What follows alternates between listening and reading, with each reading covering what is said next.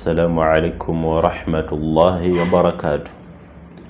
الحمد لله الذي خلقنا ولم يتركنا هملا، ثم نصلي ونسلم على رسول الله صلى الله عليه وسلم. nga tugenda maaso n'omulamwa gwaffe gugamba ebyafaayo ebisinga oba min ahsanul qasas, mu bimu ku byafaayo ebisinga tugenda kubeera nga tutunuulira ku ekitiibwa nabbi waffe Musa alayhi salam. Lwansonga Allah subhanahu wa ta'ala yatugamba nti nahnu naqussu alayka ahsana alqasasi, mazima ffe tukunyumiza ebyafaayo ebisinga okubeera ebirungi ate nga bituufu, nga waliwo n'ebyotaaliwo, ebyasookawo n'ebirijja mu maaso.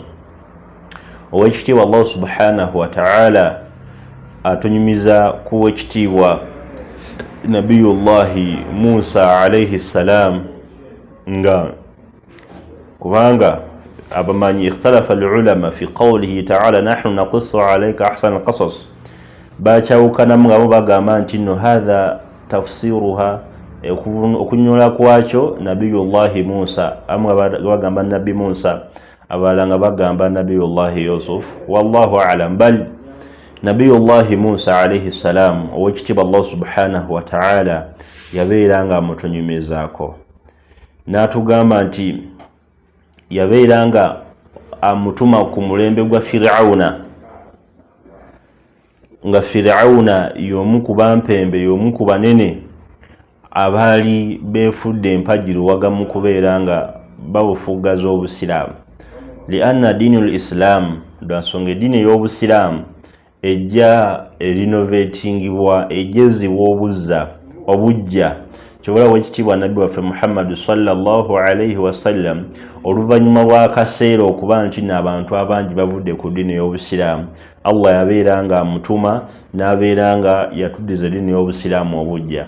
N'owekitiibwa nabiyullahi Musa alayhi salam bw'atyo bwe yabeera nga atumibwa Allah subhanahu wa ta'ala mu bantu be, naye obulamu bwe bwonna bwali bwa magero. Nabiyullahi Musa alayhi salam yabeera nga azaalibwa mu mbeera ey'akanyigo, mu kaseera nga Firawuna amaze okubeera nga aloota. Mu kuloota okwo yaloota n'alagira buli mwana omulenzi azaalibwa abeere ngattibwa, kubanga yabeera nga aloota omwana ow'obulenzi nga amugye ku ntebe ye, n'alagira n'agamba nti buli mulenzi azaalibwa abeere ngattibwa. Era kyakolebwa. Amamala okuddamu n'atula ne bamalayibe bano b'amagezi, ba ministers, ne bamugamba nti naye obadde okimanyi nti singa tugenda mu maaso n'okutta abaana bano, mwana wattu obudde bugenda kutuuka nga tetukyalina bawala batuweereza, olw'okuba nti bajja bba bakendedde nga batono. Lwansonga battanga abaana ab'obulenzi, kitegeeza buli batta ab'obulenzi abawala bafuuka bangi, abalenzi ne babeera nga batono.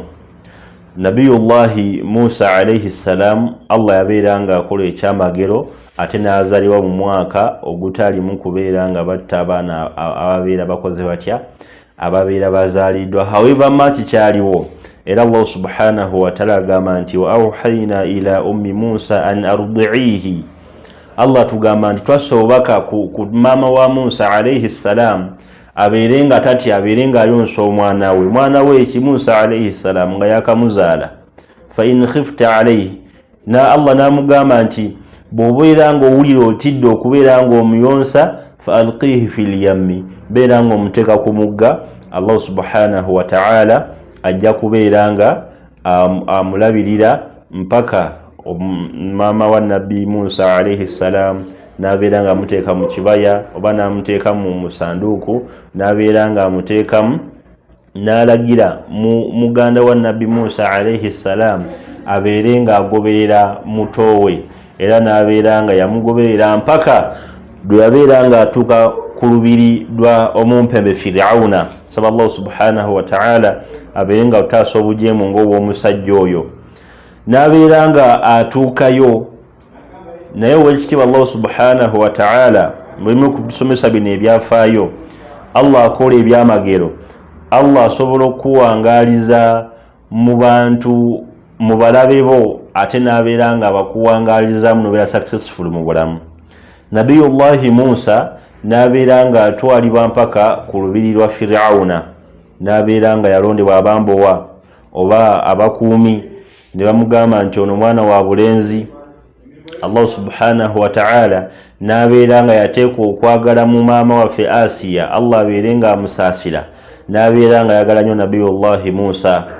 Era bw'atyo Allah subhanahu wa ta'ala bw'agamba nti omukyala ono yajja n'amugamba nti la taqtuluhu, omwana oyo tomutta, asa an yanfa'ana, ayinza otugasa mu maaso eyo, au nattakhidhahu walada, oba ne tumufuula omwana waffe, ne twamwa as in adopting, ne babeera nga afuuka omwana waffe naye nga siifa muzadde, naye nga tusazeewo okubeera nga tumulabirira, tusazeewo okubeera nga tumufuula famire kuffe. Firauna n'abeera nga yagonda, n'abeera nga akkiriza omwana oyo. Tewalaba omuganda agamba nti akawaka weeyolera ke kakuluma enteegateega. Nabiyullahi Musa n'abeera nga akulira mu kifo ky'omusajja ate gwagenda okubeera nga alwanyisa, gwagenda okubeera nga ajjako obwakabaka. Allah subhanahu wa ta'ala n'abeera nga akuliza nabbi Musa alayhi salam mu lubiri lwa Firauna, n'abeera nga mwalya mwanywa. Naye batuuka okunoonya, kuba yali mwana muto ng'ayonka, batuuka okunoonya ayonsa omwana. Kumbe ono muganda wa Nabiyullahi Musa yazze agoberera muto we, n'abagamba nti nze nina ayinza okubeera nga amuyonsa. Era mama wa Nabi Musa n'abeera nga ajja, n'abeera nga akwata contract y'okuyonsa omwana we, n'abeera nga asasulwa, maadhalika ng'ate afuna essanyu n'omwana we ery'okuba nti yalinga amuyonsa, kubanga Allah subhanahu wa ta'ala yateekawo embeera amabeere gonna agabasigadde ne gabeera nga gaagaana okubeera nga Nabiyullahi Musa agayonka, oba yagagaana n'abeera nga tasobola gayonka. Naye maama we bwe yajja n'abeera nga ayonka, kuba omwana yabagamba nti nze nsobola obalagirira ewantu gye bayinza okubeera nga bayonsa omwana oyo, oba omukyala ayinza okubeera nga amuyonsa, mukyala mulungi ng'obwekitiibwa Allah subhanahu wa ta'ala bwe yatunyumiza mu suratu Al-Qasasi. Era n'abeera nga yamuyonsa bulungi mpaka olwo yatuuka mu myaka nga teyeetaaga kubeera nga ayonka, n'abeera nga Nabiyullahi Musa alayhi salamu ava ku mabeere, naye nga yali mu lubiri lwa Firauna ng'alabirirwa bulungi, buli kimu akifuna, zonna services. Nti owekitiibwa Allah subhanahu wa ta'ala idha arada shay'an fa innama yaqulu lahu kun fayakun, baba yagadde ekintu kyonna agamba bugambi kibe ne kibeera. La yus'al, tabuuzibwa ate tanenyezebwa ku kyonna kyabeera asazeewo okubeera ng'akola. Muntu ayinza okwebuuza lwaki Nabiyullahi Musa ate agenda n'abeera ng'awangayirewo omulabe we singa amutta. Bingi ebyabeerawo mu mbeera eyo. Nabiyullahi Musa alayhi salam n'abeera ng'agenda akula, n'akula, n'atuuka mu myaka egy'ekivubuka, nga buli omu agamba oyo mutabani wa kabaka, oyo mutabani wa kabaka, ayinza okumusikira. Naye olw'okuba nti Firauna yalinamu okutya, yalinamu obutiitiizi, ng'addawo ne yeeraliikirira omwana oyo okuba nti ayinza okubeera ng'amujja mu buki, mu bukulembeze bwe. Lidhalika yateekangawo embeera ezigezaako okubeera ng'amukyekinga, n'olw'okuba nti Allah subhanahu wa ta'ala yagamba nti inna lanansuru rusulana, mazima ffe bannanyini okubeera nga tutaasa ababaka baffe. Allah subhanahu wa ta'ala yabeera nga amudirectinga Firauna emitego gye yalinga ateze okubeera ng'asaanyawo Nabiyullahi Musa, olw'okuba nti yali amusuubiriza. Allah subhanahu wa ta'ala n'abeera nga yagimubuusa, n'abeera nga amuteramu ddala okulowooza nti si yayinza okubeera ng'atwala obwakabaka bwe. Kumbe ow'ekitiibwa Allah subhanahu wa ta'ala yali asazeewo kuba nti nno akuumira nabiyullahi Musa mu famire eyo lwa nsonga yali mu kika eky'Abaqibutiya ate nga ye Firawuna ali mu kiri ekika kye twandiyise ng'ekyabalangira ne babeera nga banafuyizibwa. Tujja kubeera nga tutandikira mu kitundu kyaffe ekiddako. Ku Ali Sports Center bakafulu mu kukutuusaako ebyemizannyo eby'ebika byonna nga engatto z'omupiira ezi-original, jerseys, sandals, bags, kit bags, gym bags n'ebisigadde byonna. Tusangibwa ku Johnson Street, Titanic Plaza, edduuka namba TD08. Ayagadde okumanya ebisingawo tukubireko ku namba zino wammanga 0700 119 384 oba 0772 394 608 oba 0754 746 594. Tutuukirire tukutuuseeko ebisinga wano ku Ali Sports Center.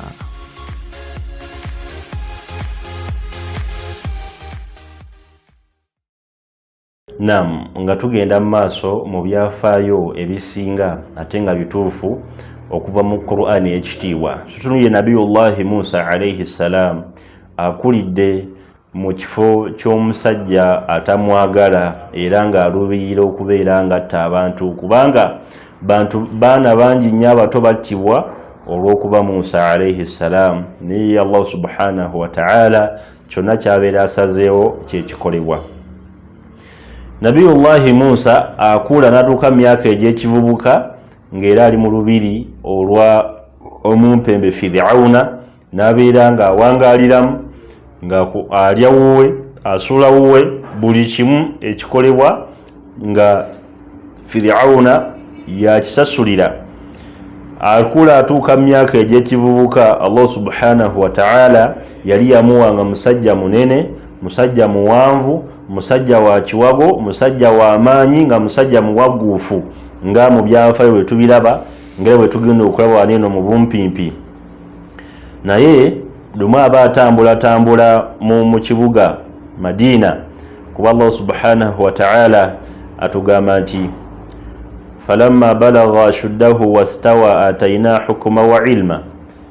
Nabiyullahi Musa alayhi salam falamma balagha ashuddahu, amala otuuka myaka egy'okutegeera naye nga tunatuukayo eyo, Nabiyullahi Musa aba atambula mu kibuga ekya Masiri by then.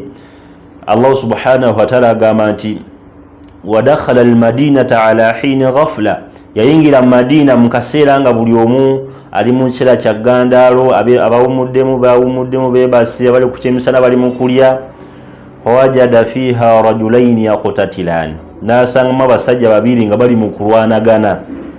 Naye Allah subhanahu wa ta'ala tugamba nti hadha min shi'atihi, omu yali mu kika kye, wa hadha min aduwihi, ate omulala nga ali mu kusaidi erinda y'abalabe baabwe. Olwansonga Allah subhanahu wa ta'ala agamba nti waja'ala ahliha shi'a, Firawuna yabeera nga afuula abantu b'e Masiri by then, n'abeera nga abateekamu ebika. Waja'ala ahliha shi'a yastad'ifu ta'ifatun minhum, nga bamu kubo ba wansi ate nga abamu ba waggulu. Kyaba Allah amaana n'agamba nti wa nuridu an namunna 'ala alladhina istud'ifu fil ardi.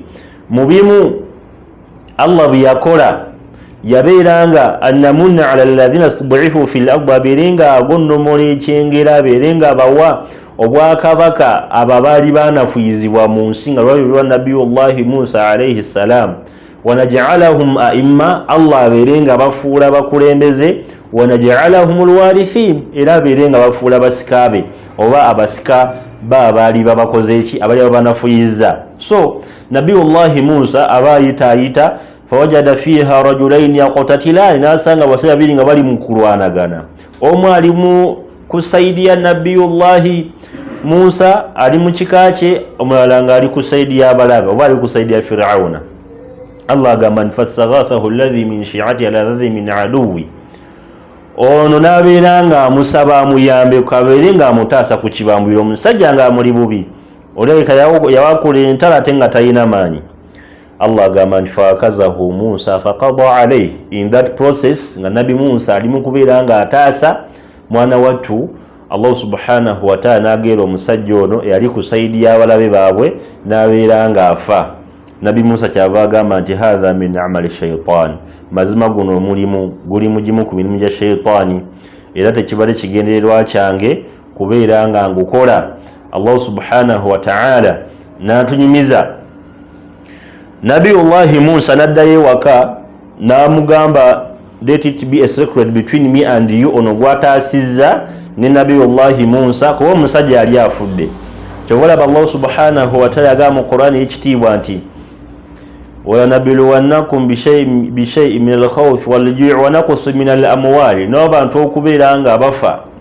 Okufa kwedda kwabeeranga respected. Omuntu bwe yafanga ku kyalo nga balina okunoonyereza gundi yafudde ki, kyavudde ku kyokufa, yafudde atya. Ennaku zino omuntu omeda ku kkubo ng'afudde, bal wali baanoonyereza ani yasse. Enkeera Nabiyullahi Musa era aba ayitaayita, faidha alladhi stansarahu bil amsi yastasrikhuhu, oli yamusaba okubeera ng'amutaasa ejjo ate nga y'omu gwasanze ng'ali mu ntalo. Nabiyullahi Musa aba ayagala okujja okubeera ng'ataasa. Omusajja kyava amugamba nti aturidu an taqtulani, oyagala kubeera ng'onzita kama qatalta nafsan bil ams, nga bwe wassa omusajja ejjo. Omusajja n'abeera nga yadduka. Noono yali ali mu kulwana naye n'adduka misinde kuba yali afunye information ani yali asse mukwano gwabwe, n'abeera nga agenda aloopa. Olwo Nabiyullahi Musa agenda okubeera nga afuluma ekibuga Madina oba e Masri gye yali awangaalira ne Firawuna. Lwaki? Eri yali awangaalira nga mulabe wa Firawuna, naye nga Allah subhanahu wa ta'ala yabeera nga ateekawo omukuumi ku ye ba'dahu. Oluvannyuma lwa Allah subhanahu wa ta'ala, mukyala wa Firawuna ye yali nga ate omukuumi akuuma Musa alayhi salam okuva eri Firawuna okuba nga tamutuusaako obulabe bonna. Lidhalika Nabiyullahi Musa alayhi salam amala okumanya nti nno byonoonese ng'ali awo bimusobedde, asobeddwa, aba ali awo. Wajaa rajulu min aqsa almadinati yas'a, Allah subhanahu wa ta'ala tugamba nti wava wajja omusajja ng'ava ku saidi y'e Madina waggulu nga ayanguyiriza, n'amugamba nti ya Musa, mazima gwe Musa, innal malaa, mazima bakabaka oba ab'ebitiibwa ba ministers batudde mu meeting, innal malaa tamuruna bika liyaqtuluka, beetesitesa okubeera nga bakutta, fakhrij, beera nga ofuluma mu kifo kino, inni laka minan nasihin, nze kubeera nga nkugamba, nze kubeera nga nkubuulira ekituuseewo. Allah subhanahu wa ta'ala kyava agamba nti fakharaja minha khaifan yataraqabe, n'abeera nga yafuluma mu Madina ng'ali mu kutya okw'amaanyi kuba yadduka buddusi misinde, n'abeera nga adduka okuva eri okuttibwa lwa nsonga fil Islam. Buli womanya nti nno awantu oli wayinza okuviirako okufa, tokkirizibwa kubeera ng'obandaalawo lwa nsonga hifdhu nafsi, omwana Adamu okubeera ng'akuuma obulamu bwe min ad-daruriyat al-khamsa, byebimu ku ebintu ebyobwewaze ebitaano omwana Adamu byalina okubeera ng'akuuma, nga mu byo mwe muli hifdhu an-nafsi, okubeera ng'okuuma obulamu bwo. Tolina kubeera ng'okola kintu kyonna kiyinza kuvaako obulamu okubeera nga buva mu nsi. Lidhalika Nabiyullahi Musa naye yabeera ng'ateekateeka, n'abeera nga adduka okuva e Masiri gye yali awangala ne Firawuna ne Asiya, n'abeera nga adduka naye nga nejyaddukira tamanyiiyo, okuggyako ng'aliwo kubeera ng'asabawo ekitiibwa Allah subhanahu wa ta'ala, okubeera ng'amudirectinga lwa nsonga Allah subhanahu wa ta'ala yeewaayo okubeera nga akuuma bannabbi be, oba n'omuntu yenna abeera asazeewo okubeera nga amwesiga mu buli mbeera yonna, no matter oli mu mbeera ya ssanyu oba oli mu mbeera ya nnaku. Nabiyullahi Allah subhanahu wa ta'ala yeeyama okubeera nga ataasa abaddu be lwa nsonga yenanyini kubeera nga abeetondera. Lidhalika Nabiyullahi Musa amala okudduka adduse, n'abeera nga atuuka mu kitundu ekimu ekiyitibwa Madian, n'abeera nga afunako waawummulira.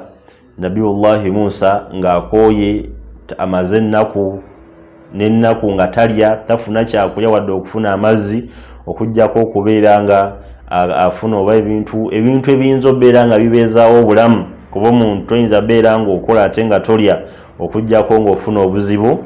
Nabiyullahi Musa n'abeera nga addukira e Madiyana eyo gye yabeera nga atowa ekitiibwa Allah subhanahu wa ta'ala gye yali atadde oba olyawo okutaasibwa kwe okuva eri embeera ey'akanyigo oba okuva eri omulabe we Firawuna, era gye yali amuteekereteekedde okubeera nga afuna amaanyi ag'enjawulo.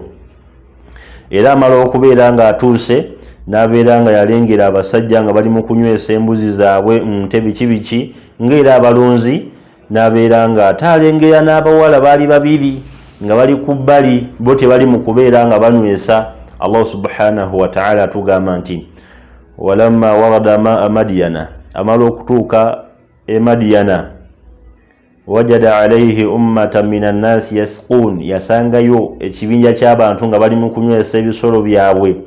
Wawajada min dunihim imra'atayn tazudan, ashira mu bo mwalimu abawala babiri oba abakyala babiri, tazudan nga bo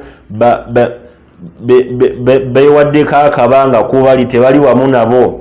Kyava agamba nti qala ma khatubukuma, abaffe ate mmwe ki ekibatuuseeko? Tujja kubeera nga tutandikiraawo.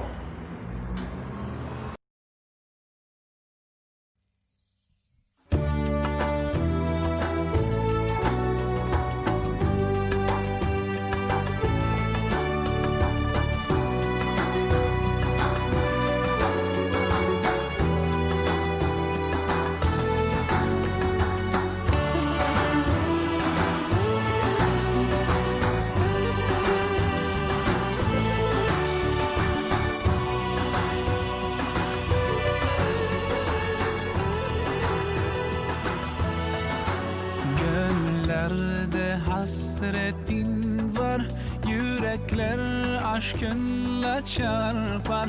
Sensiz dünya bizlere dar. Selam sana ey kutlu yar. With submission, faith and patience, you conveyed the noble message, brought us light through your guidance. Peace be upon you, my beloved, Ya Habibi, Ya Muhammad, Ya Nabi, salam alayka, Ya Rasul, salam alayka, Ya Habib, salam alayka, salawatullah alayka, Ya Nabi.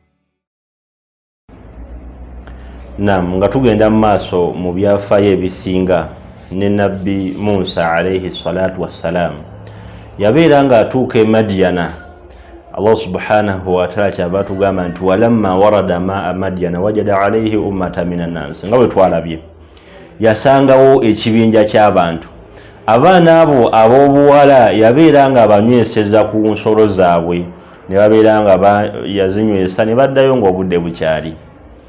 Tate waka yeewuunya nti leero abaana nga mukomyewo mangu, ne bamunnyonnyola embeera ebaddewo, ne n'abeera nga yagamba omu ku bawala, beera nga ogenda oyita omusajja oyo. Saate ye Nabiyullahi Musa alayhi salam amala okunywesa embuzi n'ente biki n'abeera nga yadda mu kasiikirize n'asaba edduwa eno ng'agisaba ekitiibwa Allah subhanahu wa ta'ala, n'agamba nti rabbi inni lima anzalta ilayya min khairin faqir, nze kyonna ky'onaaba ompadde nja kubeera nga ndi mwavu, nja kubeera nga ndi musiimu ku kyo.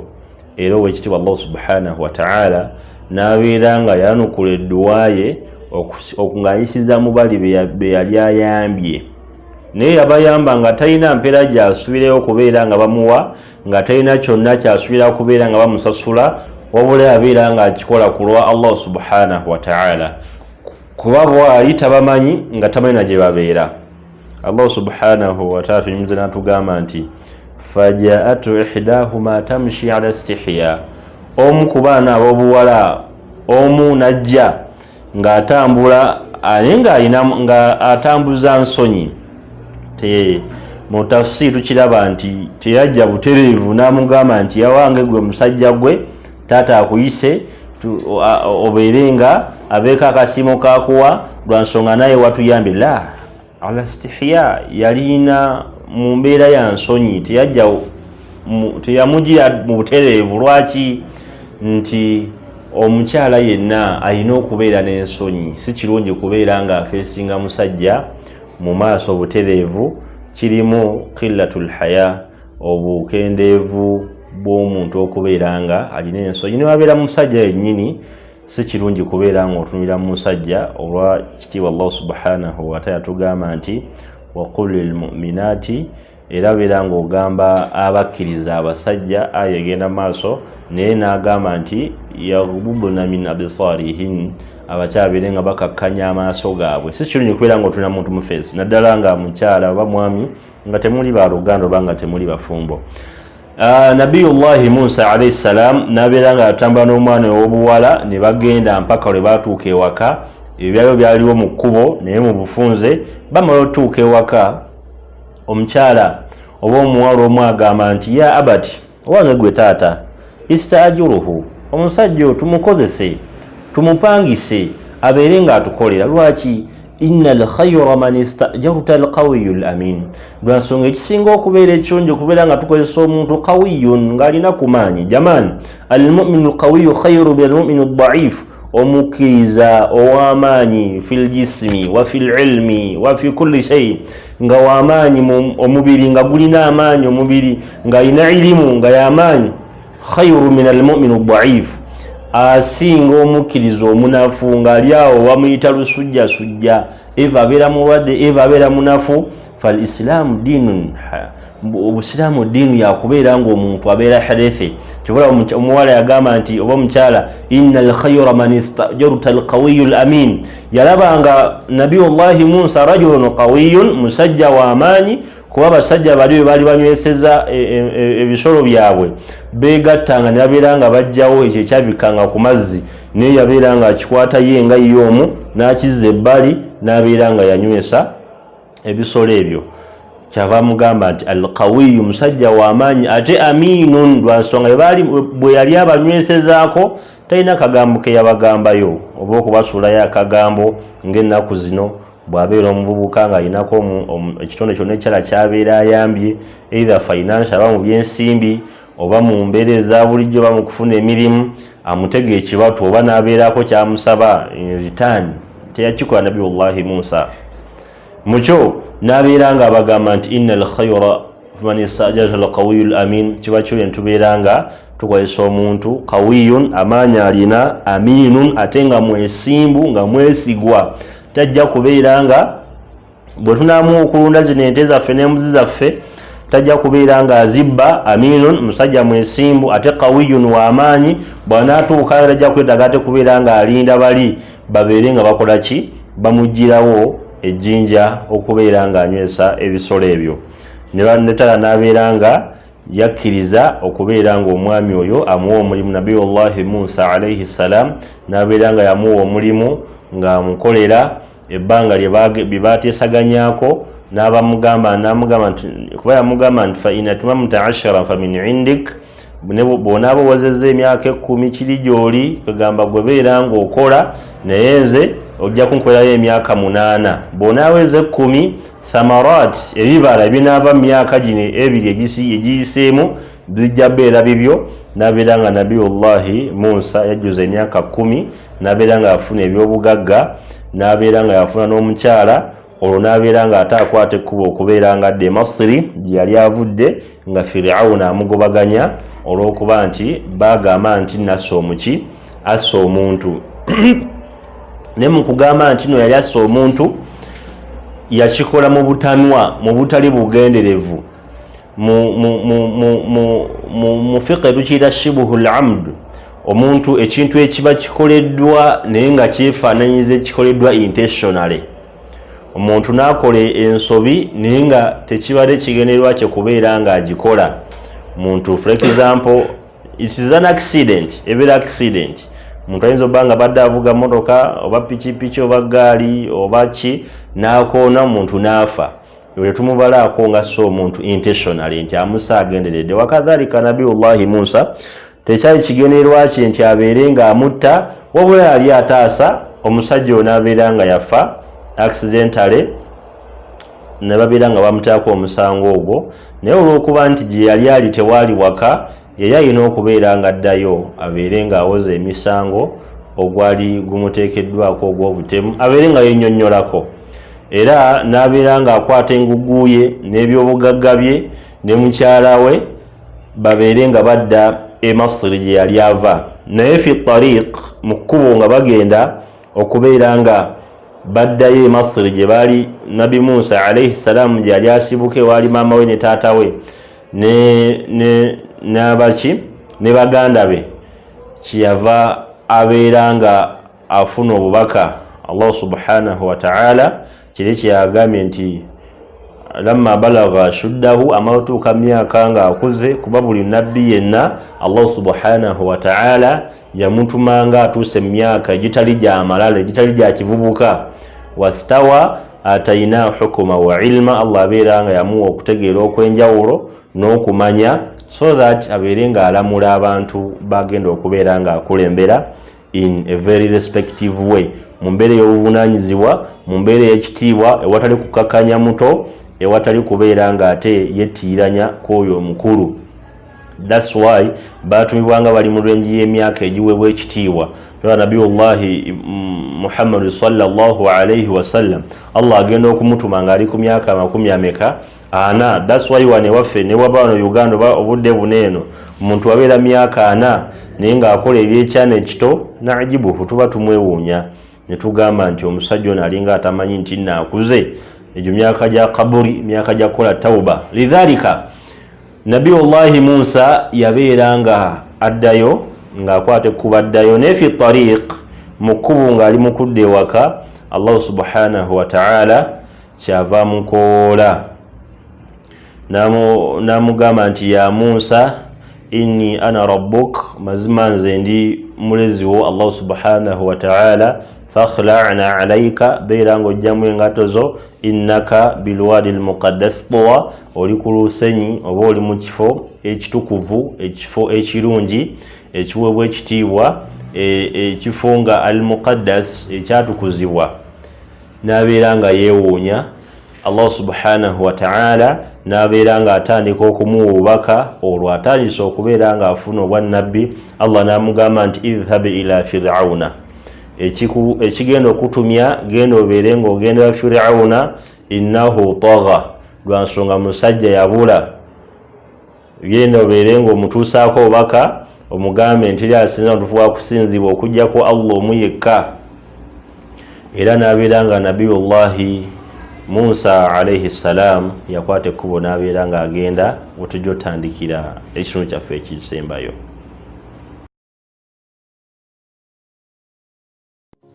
Ku Ali Sports Center bakafulu mu kukutuusaako ebyemizannyo eby'ebika byonna nga engato z'omupiira ez'original, jerseys, sandals, bags, kit bags, gym bags n'ebisigadde byonna. Tusangibwa ku Johnson Street, Titanic Plaza, edduuka namba TD08.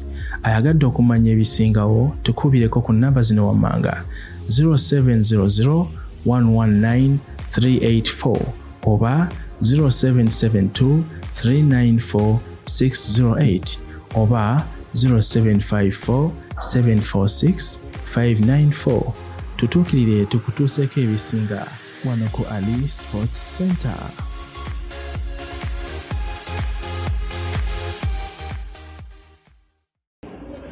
Naam, nga tugenda mu maaso n'ekitundu kyaffe ekikwatagana ku Nabiyullahi Musa alayhi salam mu byafaayo ebisinga okubeera ebituufu ate nga birungi. Owekitiibwa Nabiyullahi Musa, Allah subhanahu wa ta'ala n'abeera nga amaze okumufuula nabbi, naye ekyenkizo Nabiyullahi Musa kye yakola kwe kubeera nga yasabira muganda we owannabbi, kuba Allah subhanahu wa ta'ala atunyumiza. Nabi Musa yagamba nti Haruna akhi, oyo Haruna muganda wange, Haruna akhi ushdud bihi azri, beera ng'omufuula omuyambi wange. washirikuhu fi amri, tuberenga tusharinga obwannabbi, tuberenga tukola ffenna. kai nusabbihaka kathira wa nadhkuraka kathira innaka kunta bina basira. Allah kyava mugamba qala qad utita su'ulaka ya Musa, owange gwe Musa kyosabye tukikuwadde. Nabiyullahi Musa yasabira muganda we Harun obwannabbi ya Allah subhanahu wa ta'ala, nabeeranga yabumuwa. Kyobalaba nti Allah subhanahu wa ta'ala atugamba nti wa idh nada rabbuka Musa, mujjukire mwaka asaya twakowolera Allah subhanahu wa ta'ala we yakowolera. Wa idh nada rabbuka Musa, nakowa nabiyullahi Musa abeerenga agenda mu bantu be. Nabi Musa alayhi salamu kyava agamba nti wa idh nada rabbuka Musa aniti alqawma adh-dhalimin, abeerenga agenda mu bantu abalyazamanya, qawma Fir'auna, abantu ba Fir'auna nga tebalinamu kutya Allah subhanahu wa ta'ala.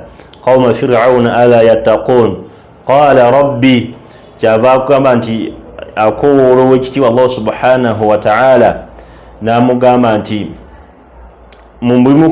muzimu ku nsonga ze yamuwanga yeetaagayo omuyambi, yamugamba nti inni qataltu minhum nafsa, eyo gyontuma okubeera nga ngenda ntaase nattayo omuntu, fa akhaafu an yaqtulun, ntya okubeera nga nange nzitibwa.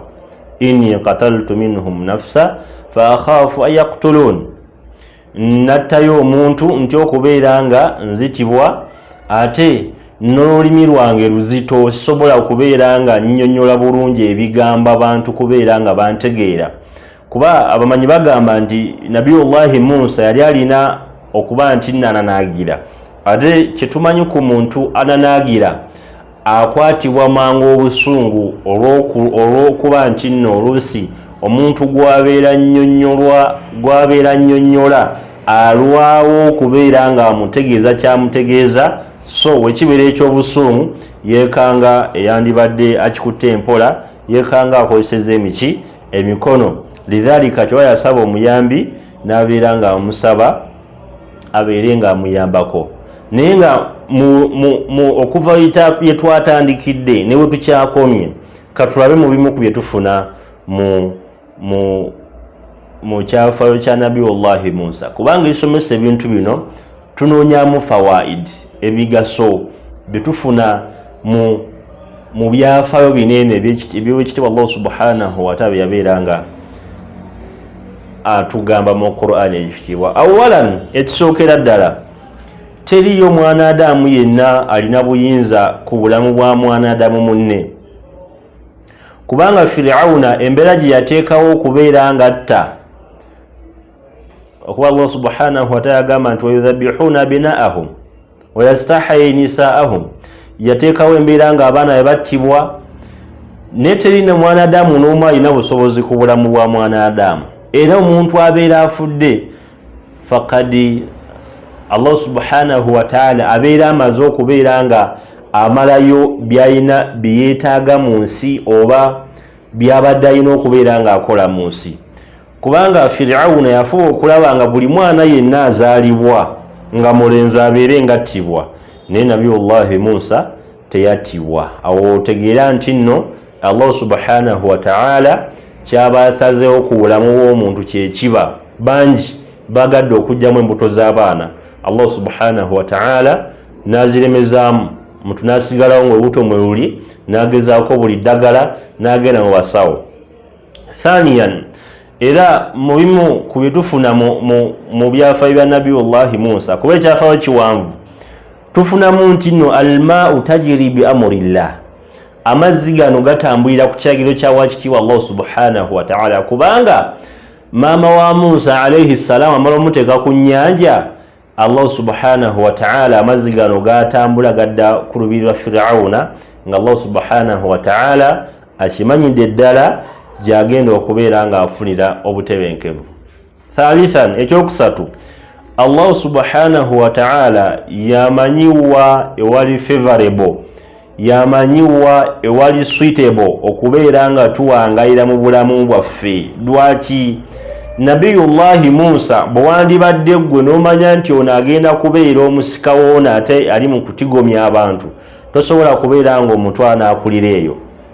naye Allah subhanahu wa ta'ala yasalawo olw'obuyinza bwe n'ekitiibwa kye n'okusalawo kwe omuntu agenda okujjako atigomya abantu ataakulire mu nnyumba yennyini yo yonna nnyini okubeera nga atigomya abantu n'abeera nga ateekwa okwagala mu mukyala wa Firawuna gwe yali awangaala naye kuba Allah subhanahu wa ta'ala yamwogerako mu suratu at-Tahrim ng'eggwako omukyala wa Firawuna bal kyetwagalamu nti Allah yaddira Firawuna au yaddira Musa n'abeera nga amukuliza mu lubiri lwa Firawuna ate nga nabbi Musa agenda okubeera nga ajjako Firawuna. Inna fi hadha la aya, mu nsonga eyo mulimu akabonero oba mulimu okutegeera okwenjawulo li ulil albaabe eri omwana Adamu yenna alina okutegeera nomata okuliddewa oba tekiinaamu ngeri yonna kubeera ng'omuntu akusomesezza mathalan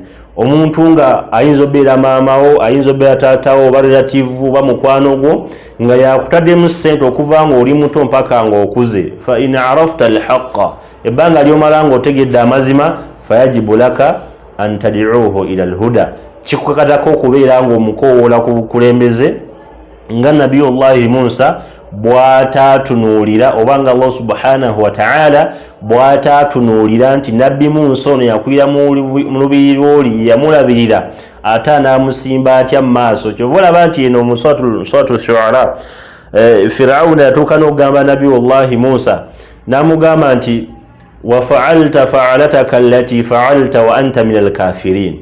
Ogwe Musa gwe ajjo tugamba nti tubeere nga tufuuka abasiraamu tusiramuke tuve ku masanamu gaffe abantu bave mu kunsinza neme kweyita Katonda tukujjukira bulungi olina ebikolo byewakola emabega era nga naawe oli omu ku ffe. Nabbi Musa amugamba nti qala fa'altuha, ebyo nabikola byayita past is past. Either mu kaseera ako naye obudde buno ndi omu mu babaka bayize nali mbuze naye obudde buno ndi nabbi era nziza okutegeeza ebigambo bino imma okubeera nga oluŋŋama oba okubeera nga weteekerateekera omuliro gwawo ekitiibwa Allah subhanahu wa ta'ala. Rabi'an, era mu bimu kwe tufuna mu aya eno oba mu kyafawo kino mu bufunze nabiyullahi Musa alayhi salam amaze okuyira mu lubiri lwa mulabe we yennyini abalabe n'abalabe omulabe ali mu kulabirira mulabe we ate n'ono omulabe ali mu kulya ku mmere ya mulabe we mu mbeera efaanaganako bw'ekyo. Naye bwe yabeera nga amaze okusuukibwako omusiiba gw'okuba nti Allah yasirizaako okufa kw'omwana Adamu teyasigalawo n'agamba gunsinze kabajje babeere nga banzita la bal yakola ki yabeera nga adduka afuna obudamu. Awo nno tufunawo ekyokuyiga si kirungi mwana Adamu kwesiba mu mbeera ng'olaba egenda kuviiramu obuzibu, si kirungi. Allah subhanahu wa ta'ala tugamba nti fasiru fil ardi, mutambuleko mu nsi y'owekitiibwa Allah subhanahu wa ta'ala.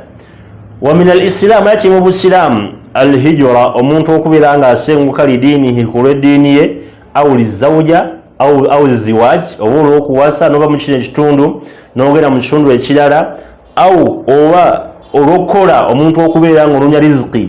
Oyinza okubeera nga kampala ogibaddemu for several years emyaka n'emyaka naye nga la tajidu shay'an toyina nakamu koolina naye nga abaana abali mu kyalo Allah subhanahu wa ta'ala qad aghnahum Allahu min fadlihi ng'obwekitibwa Allah subhanahu wa ta'ala abawadde mu byengera bye olw'okuba bali mu kyalo nga Allah gyateeka riziki. Teweesiba mu kifo kyotafunamu riziki.